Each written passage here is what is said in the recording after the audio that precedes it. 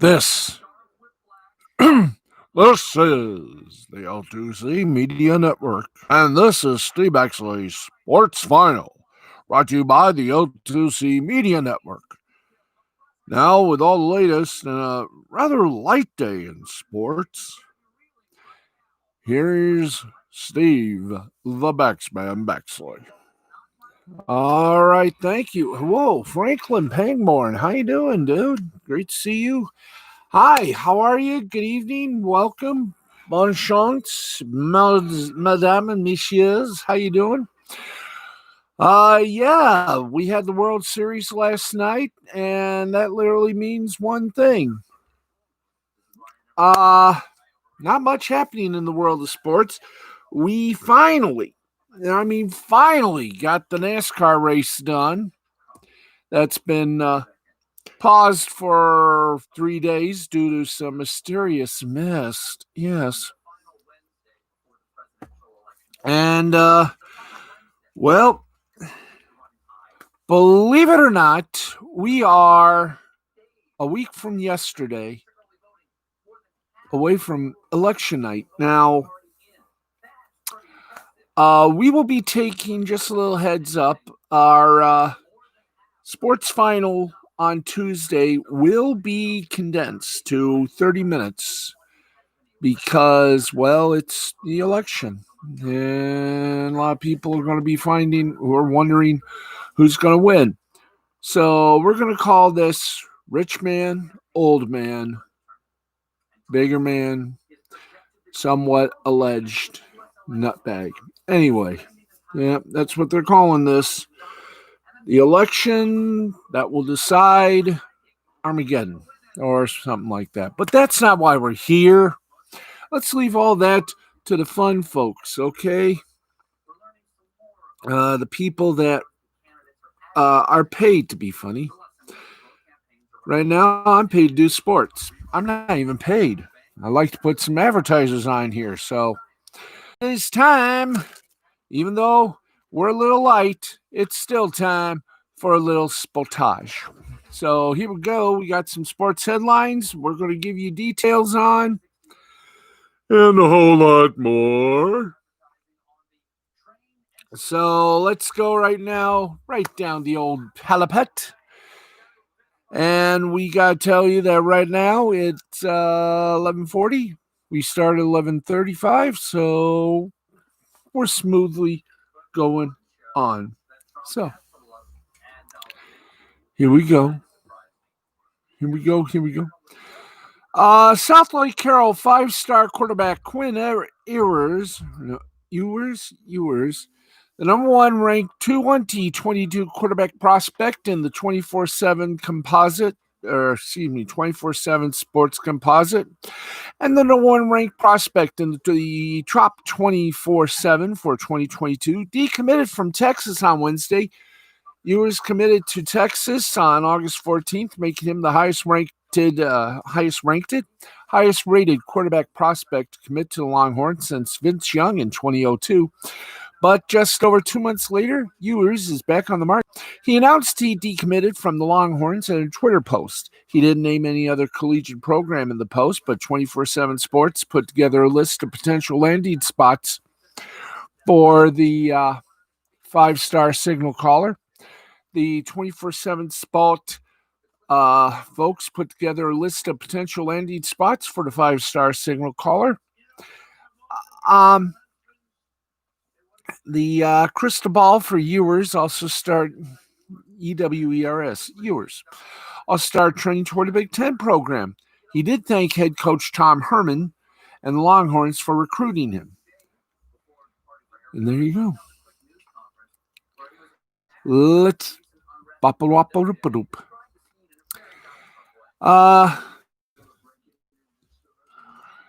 in baseball,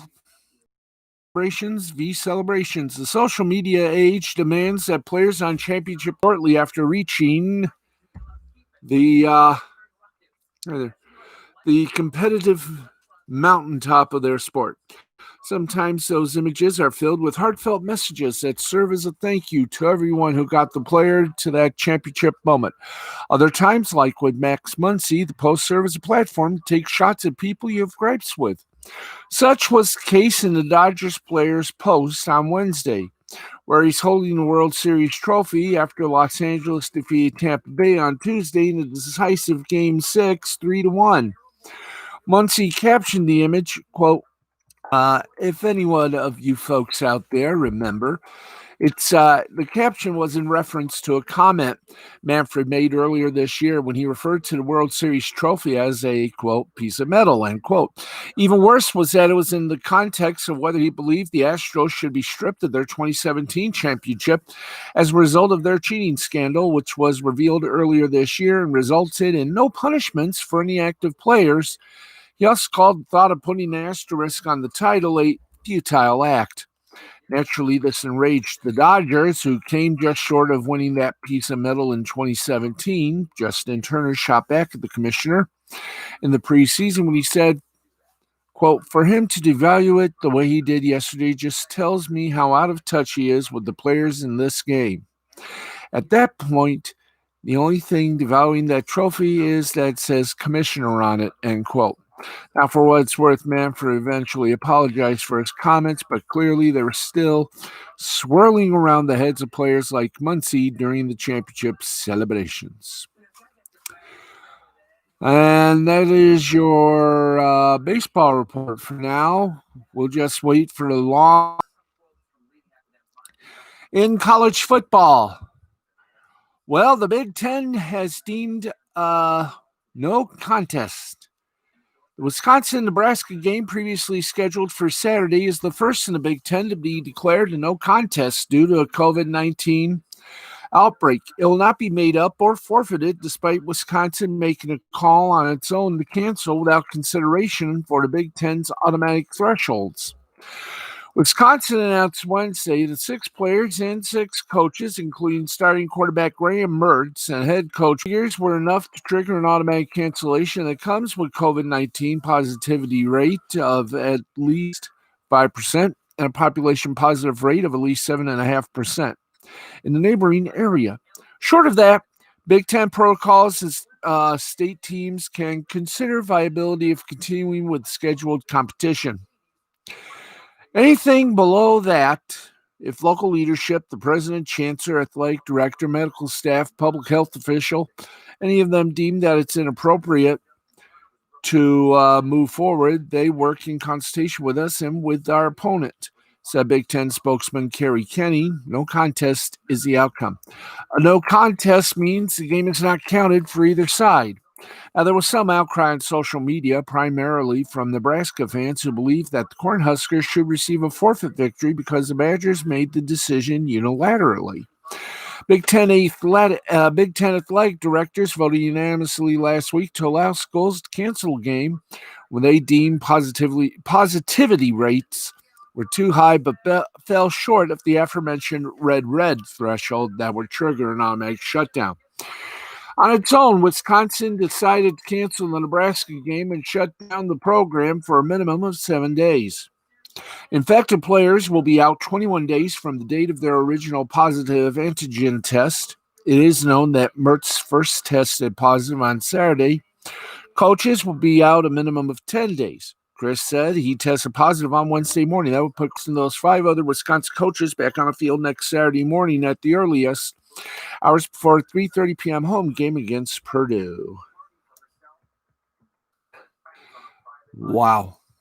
Now, Wisconsin and Nebraska will now play a maximum of 8 regular season games. The Big Ten season started last week with hopes of getting through a 9-week season with no byes.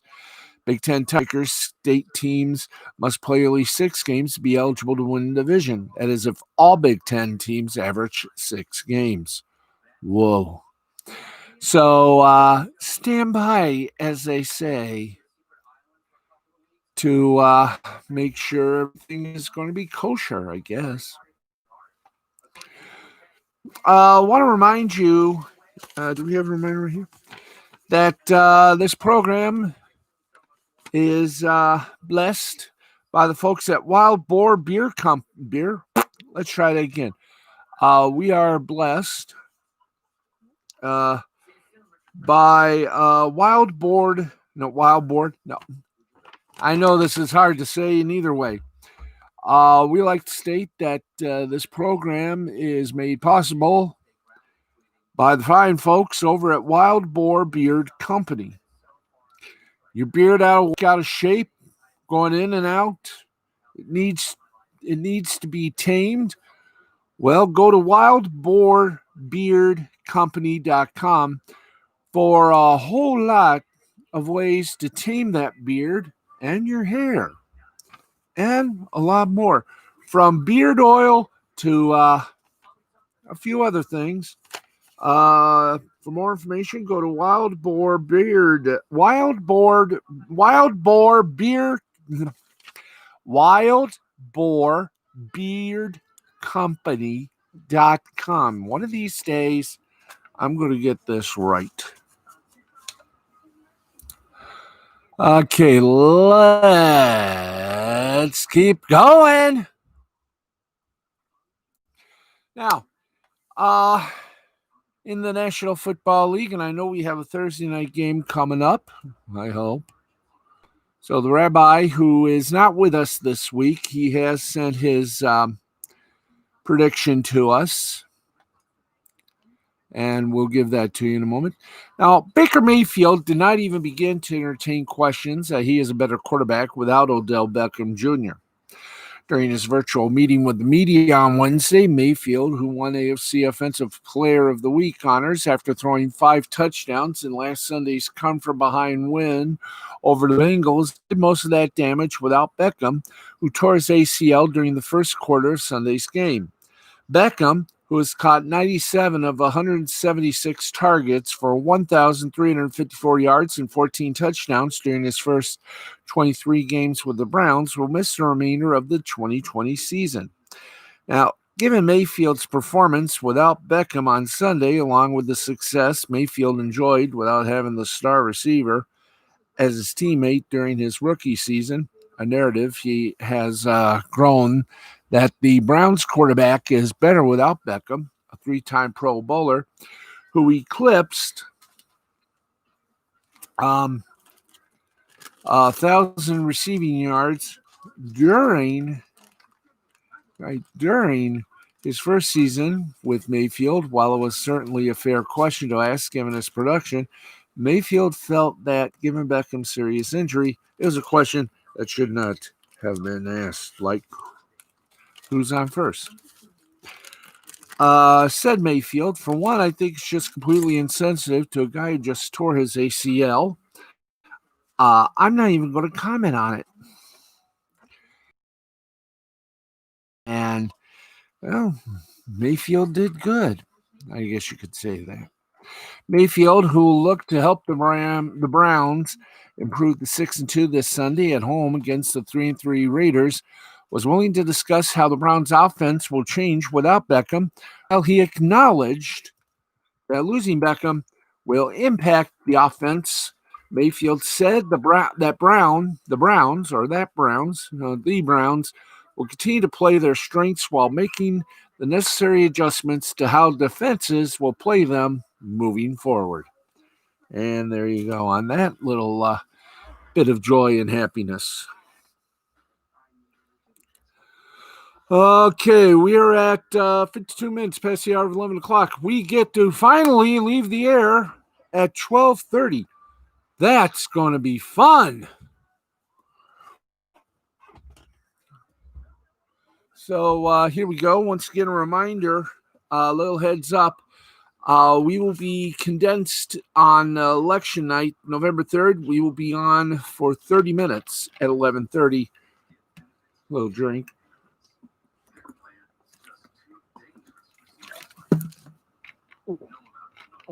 As obviously the main event will be the election night stuff. So, like many special events, we will of course follow suit and condense ourselves to 11:30, but we will be returning to our format on the next day. So There you go. Okay, let's keep going with more excitement, shall we? More National Football League starlights, star brights. And wow, off the heels of Detroit getting Griffin from the Cowboys comes this. The NFL's second biggest trade on Wednesday was the Bengals' decision to deal veteran edge rusher Carlos Dunlap to the Seahawks in exchange for in exchange for veteran offensive lineman need of an offensive line help. Got some with the addition to Finney of former uh, undrafted rookie who saw time at both center and guard during his first 5 NFL seasons with the Steelers. In Dunlap, the Seahawks, who were in desperate need of a pass rusher, acquired a 2-time Pro Bowler with 82.5 sacks under his belt. While he did not get into specifics when asked about Dunlap's unceremonious ending in Cincinnati, the 11-year veteran put his Cincinnati home up for sale via Twitter shortly following Sunday's 37-34 loss to the Browns. Now, Bengals coach Dick Taylor agreed with a reporter when asked if the trade was the best for both sides. Taylor said, "I think that's a great way to put it. Every situation is different. I believe in the guys in the locker room. They're about the right stuff. This will be a one-time issue." Now, when asked about Dunlap's reduced role after he made just 4 starts in Cincinnati, 7 games, Taylor offered a Bill Belichick-like response. Quote, "We just look at what everybody does every single day, just always trying to put the team in the best position to win football games. That's what drives every decision we make and will continue to make." Hallelujah. Finney signed a 2-year deal with the Seahawks during the offseason. Will look to help a Bengals offensive line that has already surrendered 28 sacks this season. Now, following a solid career at Kansas State, Finney spent his rookie season on Pittsburgh's practice squad before making 3 starts in 2016, his second season. That season, Finney started when Le'Veon Bell rushed for a Steelers single game record, 236 yards in a late season win over the Bills. He made 13 starts. Hi there, you want to get over there? Thank you. In 59 games.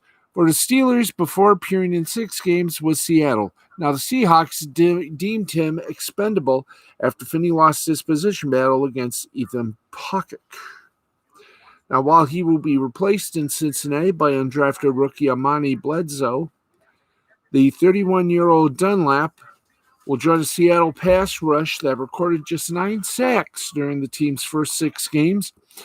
On Wednesday night, Seahawks coach Pete Carroll said that Dunlap will primarily serve as the team's LEO, a hybrid linebacker defensive end role that Bruce Irvin served prior to suffering his season-ending knee injury in Week 2. All right.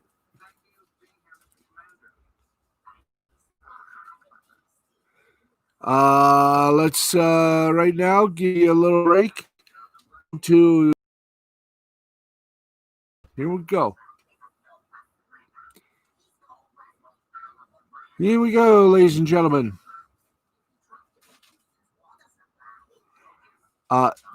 Down people. Tonight on Lost Blaming the Interwebs with humble Minnesota attorney Nick Rekieta and company. He's got a good show tonight. He does. Uncivil law on Floyd, toddler trans rights, and if that's not enough, SCOTUS, the Supreme Court of the United States. That's Nick Rekieta's topics tonight. It's going to be a sort of not exactly regular edition of Lost Blaming the Interwebs, but it should be interesting and somewhat entertaining. So tune in tonight, midnight Eastern time on the Ricada Law channel right here on YouTube for Law Splaining the Interwebs with humble Minnesota attorney Nick Ricada. Yahoo. And here we go again on our own. Oh, yeah. We got the Rabbi's pick for Thursday night, NFL football.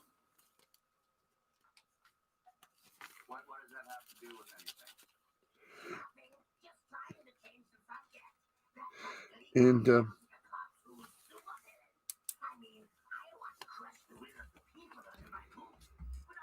here we go. You want to do that now? Okay. I hold in my hand the envelope, which we got from the Vatican Football League offices. As you know, we've had somewhat of a hard time getting the Rabbi's predictions because at the VFL, much like the Vatican itself, they don't allow cameras unless it's Christmas Eve at the St. Peter's Basilica. So we've had to rely on audio, and well, sometimes our audio doesn't work out, and or sometimes the rabbi who does still run the Vatican Football League has to attend a meeting. This is one of those times. So we have his pick from tomorrow's Atlanta Carolina game, and let's give you the stats. The Falcons are 1-6, and the Carolina Panthers are 3-4. We'll give you the preview, and we've already opened the sealed envelope and have already got the rabbi's prediction, which has still been folded and has not been opened up. So we will do that immensely. Do we have a preview or not? No, we don't have a preview. Well, the Falcons are desperate, and the Panthers have Teddy Bridgewater. And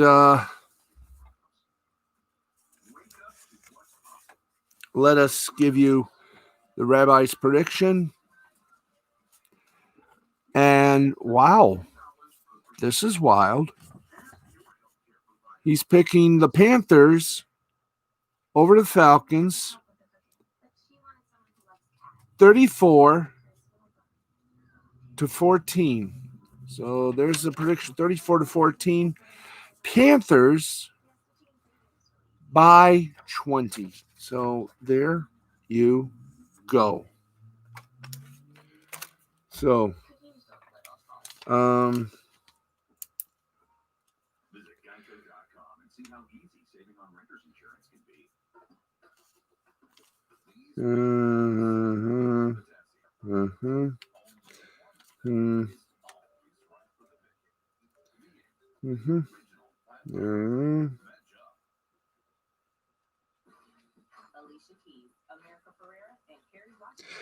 okay.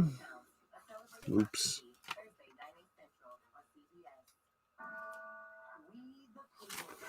Okay, there we go. Ba-boom. So here we go, kiddies. We have the time. Do we? Yes, we do. It's 2 minutes after 12. We're going to at least do, or somewhere in betwixt, but we're going to do it anyway. Can we get my hair sometime straightened out here? Grr. Okay, that is the rabbi's pick. We hope to hear from him on Saturday night with his predictions for, I think this is week 8, the beginning of week number 8. So there you go. All right. Can we get the NFL guys? So I can at least try to do some of these games. I know we got some soccer action to report on. So, hey, we do have somewhat of a busy day in the realm of sports. let's bring it to you. Week 7, finally, the Monday night quarterback, much like NASCAR, it was delayed many times. No, I want week 7. Thank you. All right, let's go to it. Buffalo. We begin in Buffalo versus the New York Jets. A wild night indeed, or wild afternoon indeed. I really don't want to do this, but we got to. So let's get this puppy going. We start in the first quarter. Sergio Castillo, 8:46 left to play in the first quarter. Sergio Castillo's 29-yard field goal was good. 11 plays, 7 yards, 6:14 time possession. Giants. You want to try? Well, we're live, so we can't try it again. Jets. Buffalo versus the Jets. First quarter, 8:46 remaining. Sergio Castillo's 29-yard field goal was good. 11 plays, 7 yards, 6:14 time possession. 3-0 Jets. Let's go to the second quarter. Lamical Perrine, 5-yard run. Sergio Castillo gave the kick with 7:22 left to play. 7 plays, 80 yards, 3:38 time of possession. Jets led the Buffalo Bills 10-0. That was about it for the Jets. For the rest of the time, it was the Bills. 2:42 left to play. Tyler Bass is in the half. Tyler Bass's 53-yard field goal was good. 10 plays, 42 yards, 4:40 time possession. Buffalo down 7, 3-10. And as we went to the half, Tyler Bass, it's all about that Bass. 48-yard field goal, 6 plays, 43 yards, 40 seconds. We went to the half by 4. Buffalo 6, Jets 10. Third quarter, once again, all Buffalo, 10:35 set and remaining.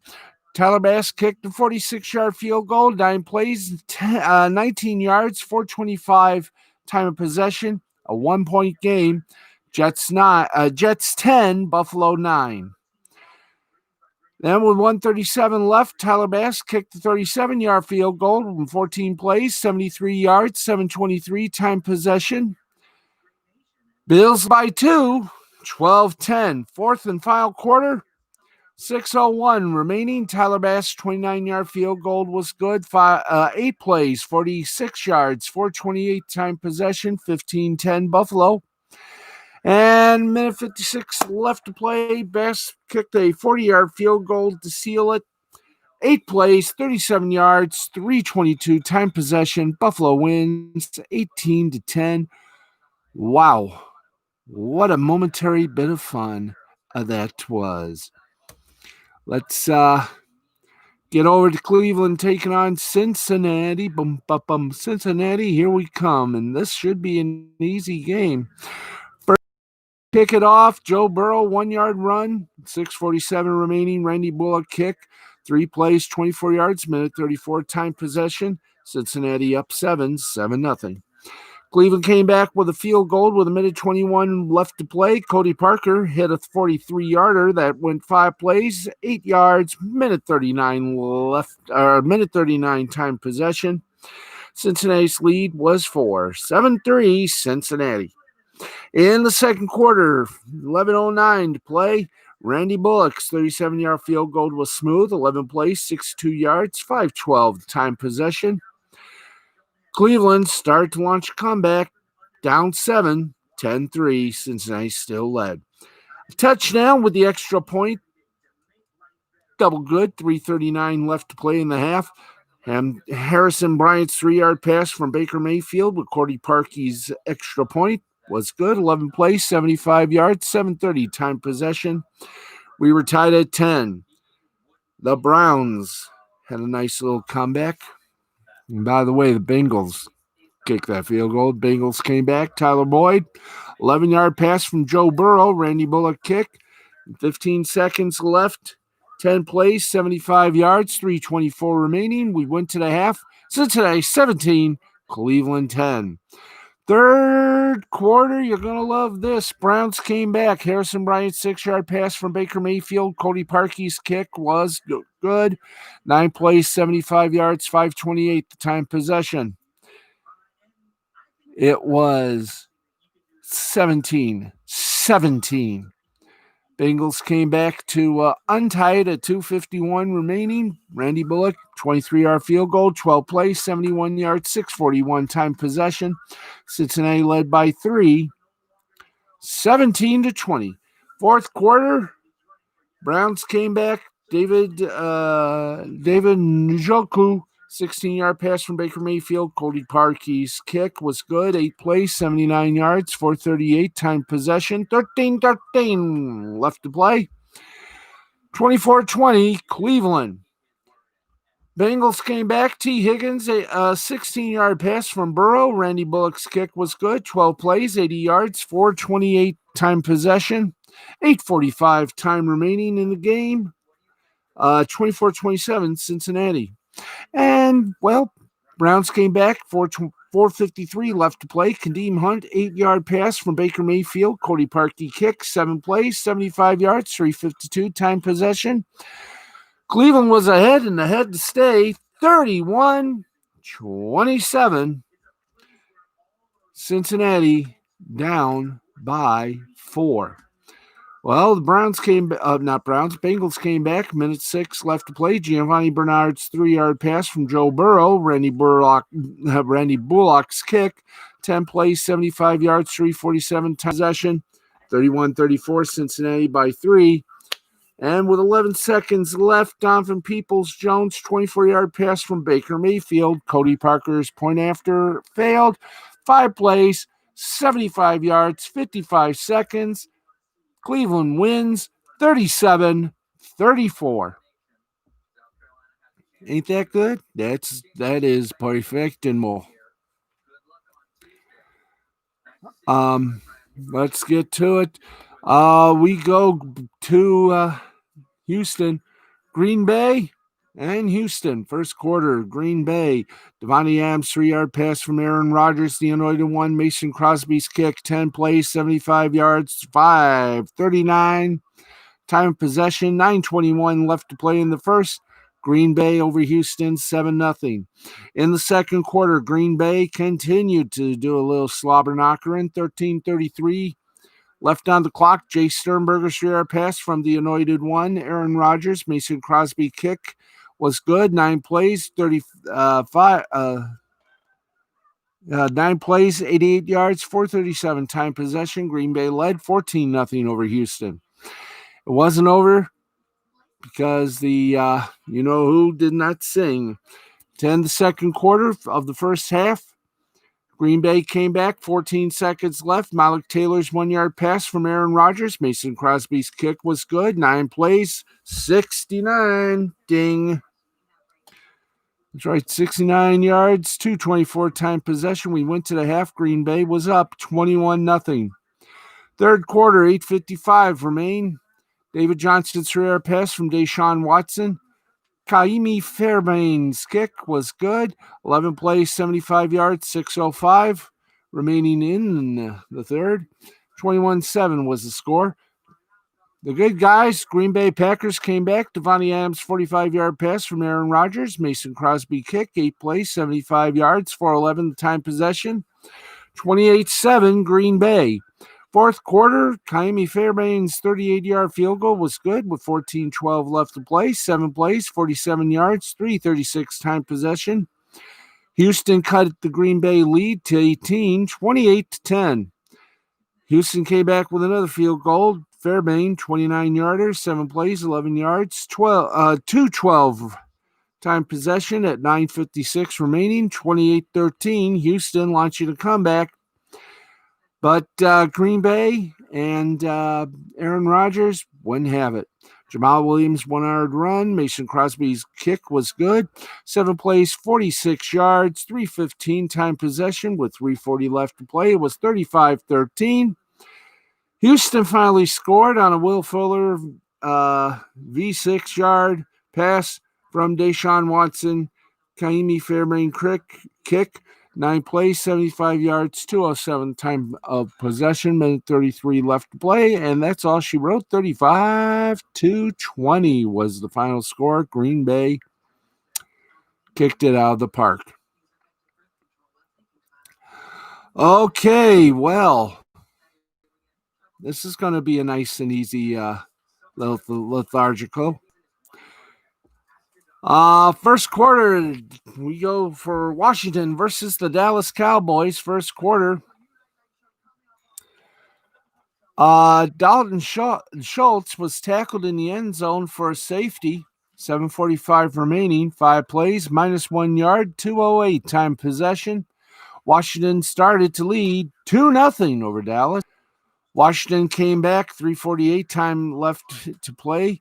Antonio Gibson's 12-yard run. Dustin Hopkins' kick, 7 plays, 63 yards. 3:57 the time possession. 3:48 time to play left. 9-0 was the score. Cowboys came back with the only score. Minute 52 left to play in the first. Greg Zuerlein's 45-yard field goal was good. 4 plays, 7 yards. Minute 56 left to play. 9 threes. We went to the half. And in the second quarter, Washington, Terry McLaurin's 52-yard pass from Kyle Allen. The 2-point pass conversion failed. 2 plays, 55 yards, 46 seconds left to play. 15-3 Washington. Washington would extend the lead thanks to a Logan Thomas 15-yard pass from Kyle Allen. Dustin Hopkins' kick was good. 10 plays, 60 yards, 4:05 time possession with 3:08 remaining. Washington led 22-3. In the fourth quarter, the only scoring was a field goal with 13:23 left to play. Dustin Hopkins' 30-yarder was good. 11 plays, 63 yards, 4:38 remaining. And the final score was Washington 25, Dallas 3. Detroit, you looked good. And here we go. Detroit visited Atlanta, and here's what happened. And you're going to love it. First quarter, DeAndre Swift 3-yard run, Matt Prater kick. 4:16 left to play in the first. 9 plays, 71 yards, 4:39 time possession. Detroit led 7-0. Second quarter, the Falcons started to roost. 10:55 left to play. Todd Gurley the second. 11-yard run. Young Ho Koo did the kicking. 13 plays, 89 yards, 5:45 time possession. Game tied at 7. Falcons would return 29 seconds later, or with 29 seconds left. Calvin Ridley's 4-yard pass from Matt Ryan. Young Ho Koo's kick was good. 14 plays, 98 yards, 5:48 time possession. Atlanta led by 7, 14-7. Matt Prater, with no time left on the clock, hit a 50-yard field goal. Take us to halftime. 5 plays, 43 yards, 29 seconds, 10-14. Atlanta led by 4. In the third quarter, Matt Prater, with 7:34 remaining, Matt Prater's 51-yard field goal was swift and good. 11 plays, 53 yards, 7:26 time possession. Atlanta up by 1, 14-13. In the fourth quarter, that's where everything was starting to go the Lions' way. 3:16 left to play. Matt Prater's 49-yard field goal was good. 4 plays, 1 yard, 2:13 time possession, 16-14. We took a little trip, and Detroit led at that time. Falcons would score with 1:04 left. Todd Gurley, 10-yard run. Matt Ryan passed Calvin Ridley for a 2-point conversion was good. 9 plays, 76 yards, 2:12 time possession. 16-22 Atlanta by a touchdown. And well, TJ Hawkinson, the miracle, with no time left on the clock. Matthew Stafford just threw it. A little mini Hail Mary to TJ Hawkinson, 11-yard pass. Matt Prater's kick was good. 8 plays, 75-yard, minute 4 left to play. Lions beat the Falcons 23-22. And We go to where the beauty is. That's right. It's Carolina. Um, Losing to New Orleans by 3, 21-24. And in the first quarter, Jared Cook at 6:34, time left to play in the first. Jared Cook's 4-yard pass from Drew Brees. Will Lutz's kick was good, 14 plays, 75 yards. 8:26 time possession, 7-0 New Orleans. Carolina would come back, minute 54 seconds left to play. Joey Sly, he slyly put a 43-yard field goal through the uprights, 9 plays, 50 yards, 4:40 time possession, 7-3. Carolina down by 4. Second quarter of the first half, Drew Brees, 1-yard run. Will Lutz kick, 9 plays, 78 yards, 4:41 time possession, 12-13. Time remaining, it was 14-13 New Orleans. Panthers came back, 10:56 left to play. DJ Moore, 71-yard pass from Teddy Bridgewater's Joy Slide kick. 2 plays, 75 yards, minute 17 left to play in the first half. Minute 17. Whatever it's called. Oh, yeah, time possession. 14-10, New Orleans, up by 4. And Carolina came back. Minute 37 left to play. DJ Moore, 7-yard pass from Teddy Bridgewater. Joy Slide kick. 9 plays, 65 yards, 5:21. Time possession, 17-14 Carolina. With 2 seconds left, Deontay Harris's 4-yard pass from Drew Brees. Will Lutz's kick was good. 8 plays, 75 yards. Minute 35 left to play. It was 21-17 at the half. Third quarter, still the Saints were marching in. 4:24 left to play in the third. Will Lutz's 41-yard field goal was good. 13 plays, 58 yards, 6:53 time of possession. New Orleans up by 7, 24-17. Carolina would come back. Curtis Samuel's 5-yard run. Joy Slide kick was good. 8 plays, 75 yards, 4:16 time possession. We were tied at 24. Fourth quarter, Will Lutz 43-yard field goal sealed it. 13 plays, 50 yards, 7:13 left to play. And the final score, New Orleans 27, Carolina 24. Let's keep going and going and going. And our next game takes us to, well, instead of doing that, we'll finish up tomorrow night. This for the second part of our Monday night quarterback. We'll continue with Pittsburgh, Tennessee, Tampa Bay, and Vegas, San Francisco, and New England, KC, Denver, Jacksonville, Chargers, Seattle, Arizona, and Chicago, and the LA Rams. So tune in tomorrow night for part 2 of the Monday Night Quarterback. And by the way, just to let you know, Monday Night Quarterback will be, we're doing this live, but we will be taping the Monday Night Quarterback after, on Monday afternoon. So you won't miss much.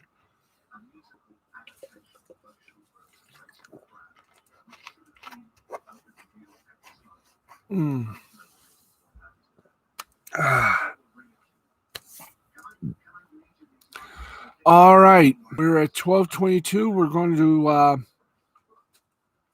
extend and be happy. Here we go. Let's see what the media bites are doing on a Wednesday. So here we go.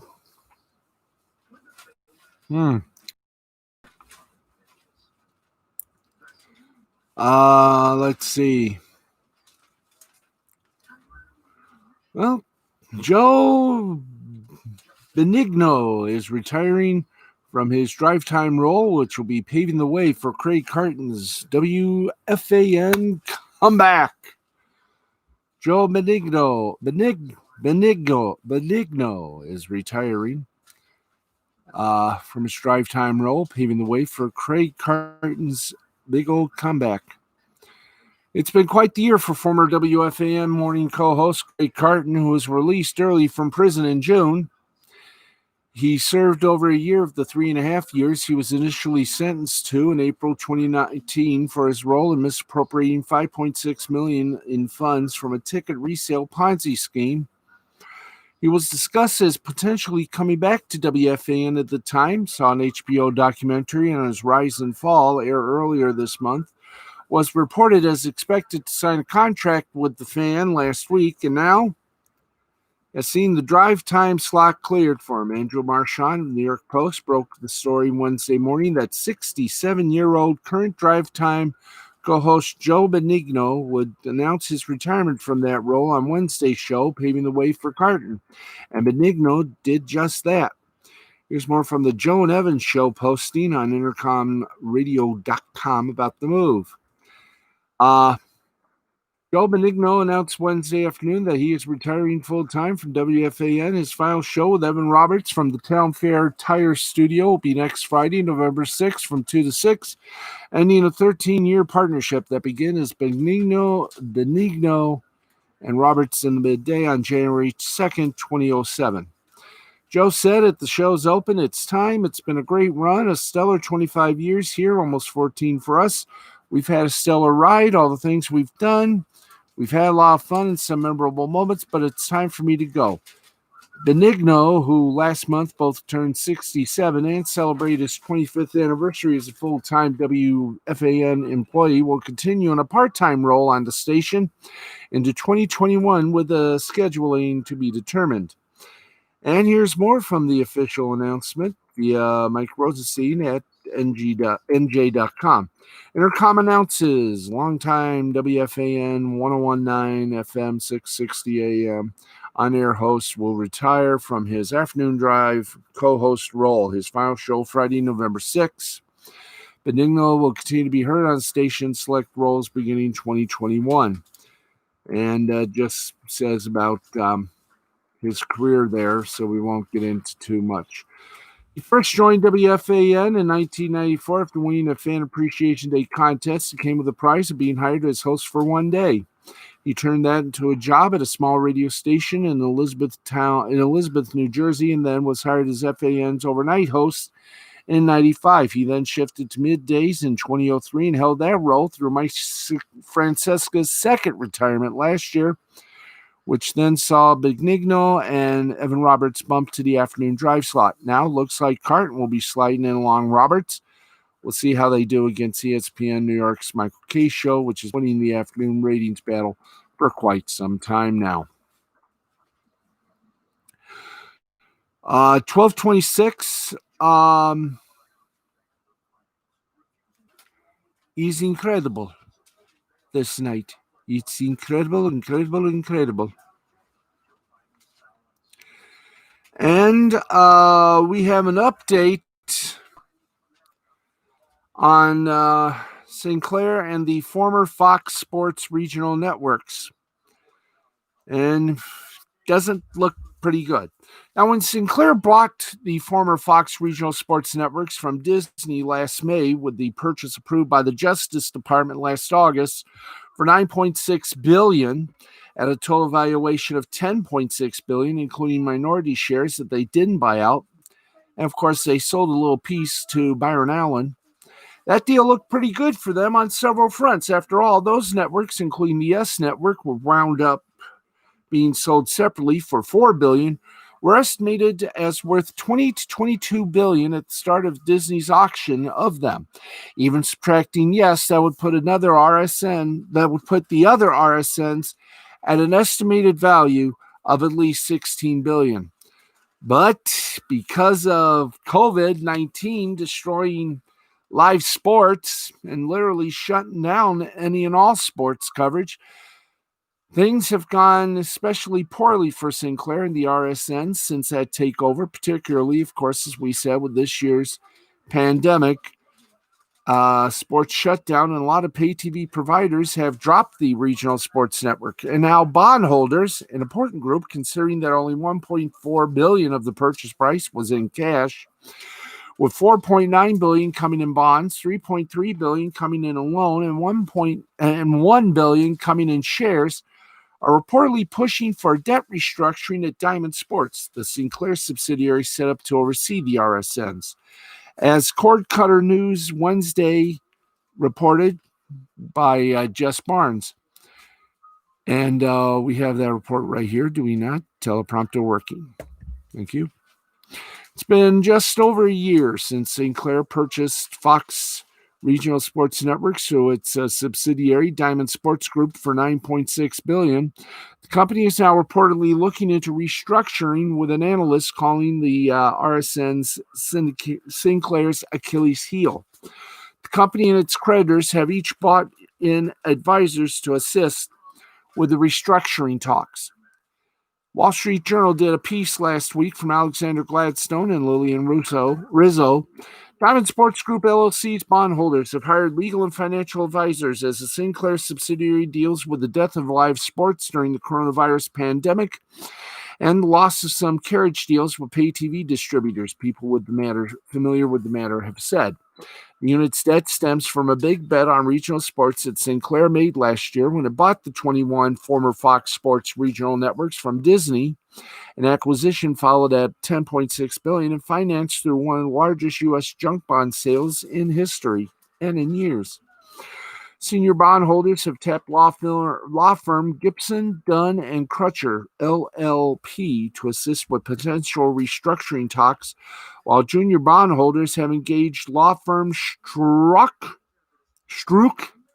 and Levin, LLP, and investment bank PJT Partners Incorporated, people said. The company is working with investment bankers at Moelis & Company. Now, Mike Farrell, not the actor, but a writer, covered this at Next TV last week, and that's where the Achilles heel line comes from. In a research note, Wells Fargo Securities media analyst Steve Hill said bondholders will have to consider whether to keep Sinclair as the operating partner for the RSNs, a service for which they take about $100 million in EBITDA annually, or go with another partner. The analyst prefers Sinclair say bye-bye.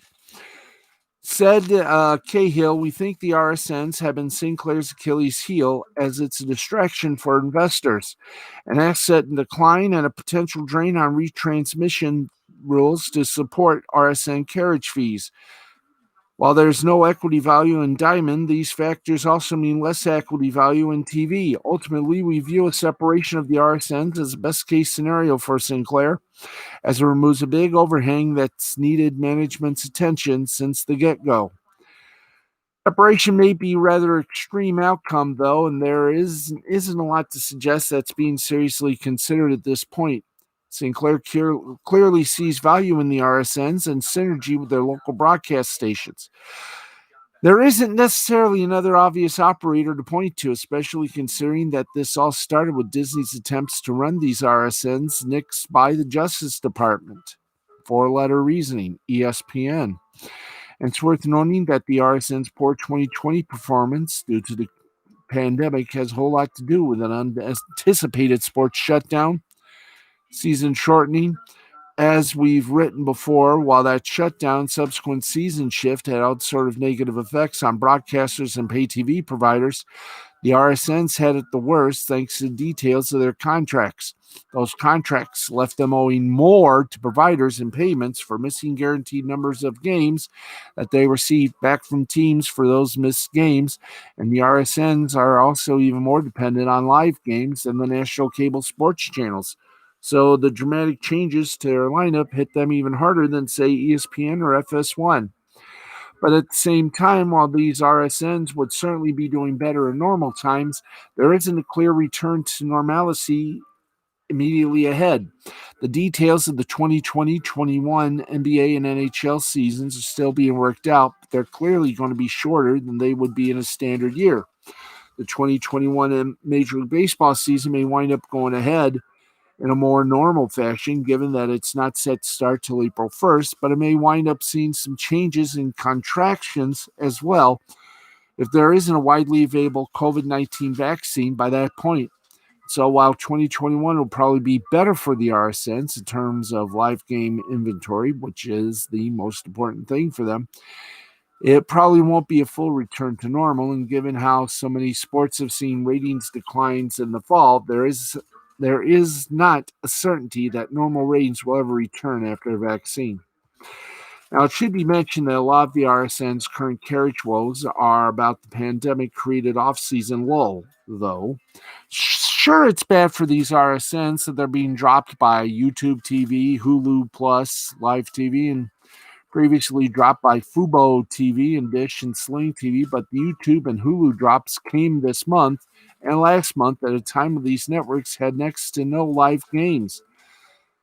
Many of these networks would normally have NHL and NBA games at this point, but those aren't coming back until at least December now, so there's not a lot of urgency for these providers to bring back the RSNs just for their off-season studio content, which was to be provided by Byron Allen's Entertainment Studios.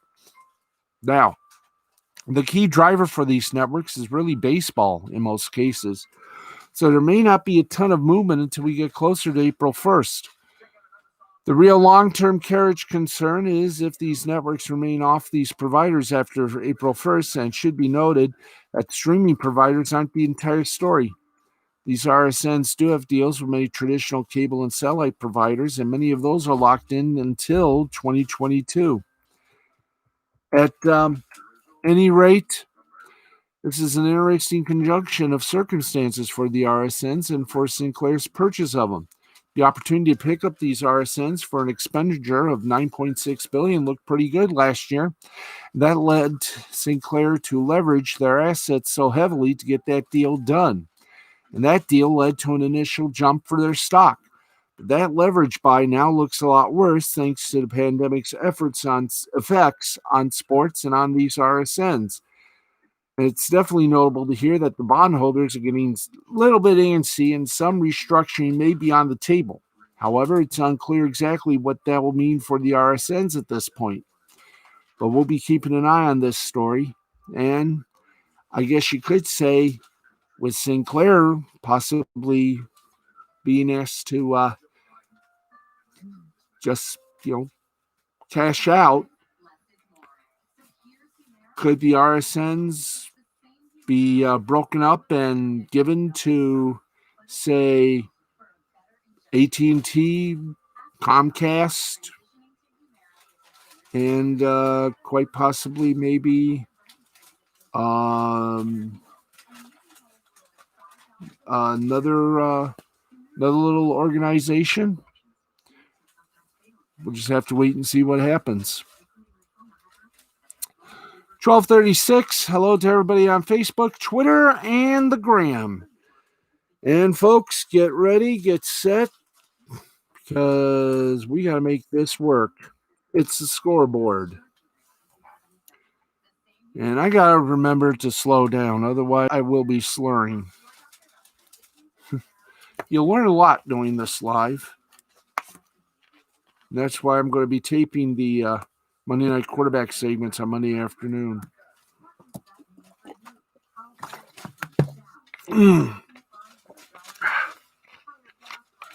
It's a powerful drink, and it's called the scoreboard.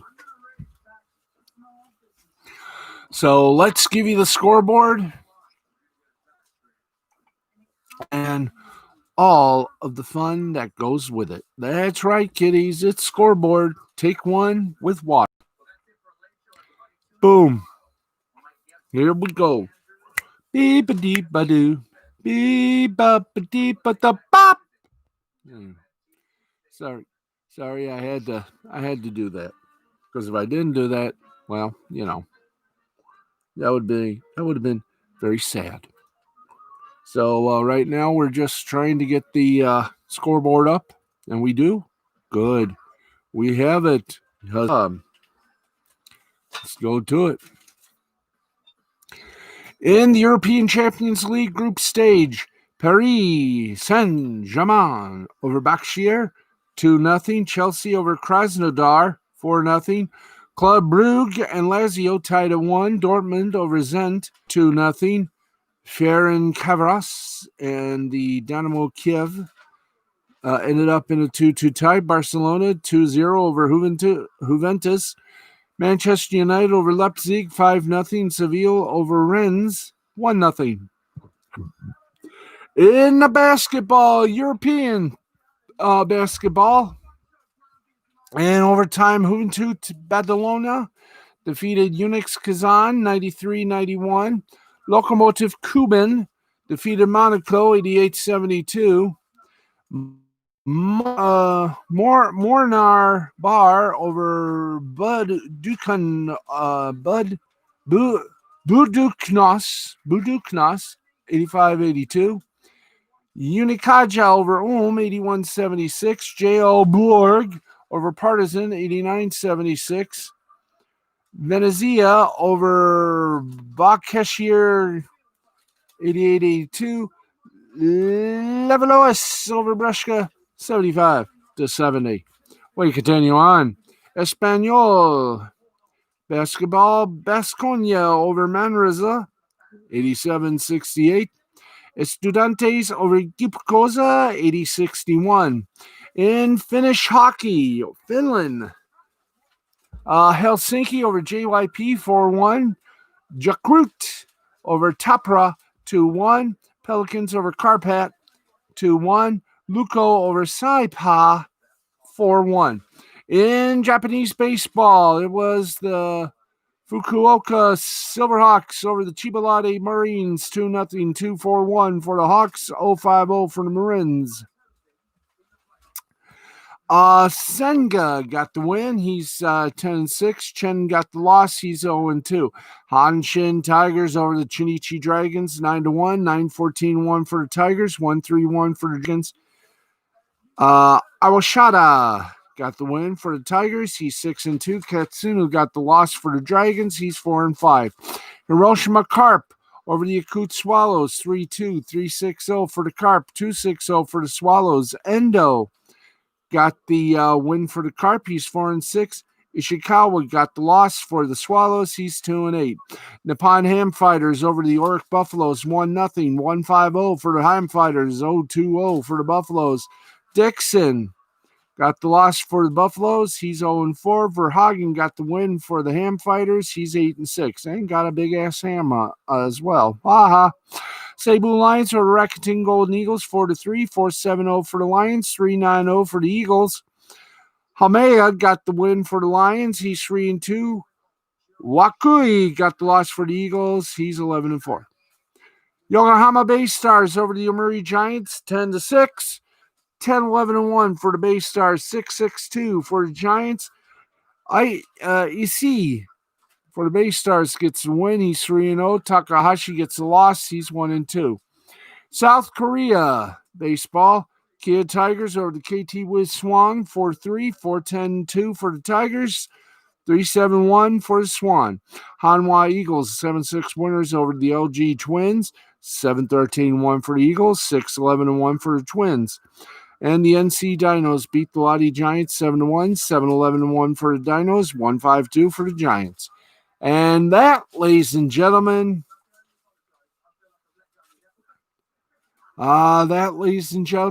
means that's it for us here on our little broadcast. Thank you all very much for watching, for caring, for making things interesting. And we will talk to you tomorrow night, right after Thursday Night Football, with hopefully a very filled and a very full sports night. We got, as we said, we got NFL Thursday Night Football and a few other things as well. So please tune in tomorrow night around 11:45, I'll just say. And we'll talk to you then. This has been a presentation of Mr. Fine Creativity Productions for the L2C Media Network and L2C Sports. For everybody here, I'm Steve the Baxman Baxley. Thank you. Good night. May all your favorite teams always be winners. And good night, America, wherever and whomever ye may be. See you tomorrow. Yep, there we go. tomorrow. Bye bye, everybody.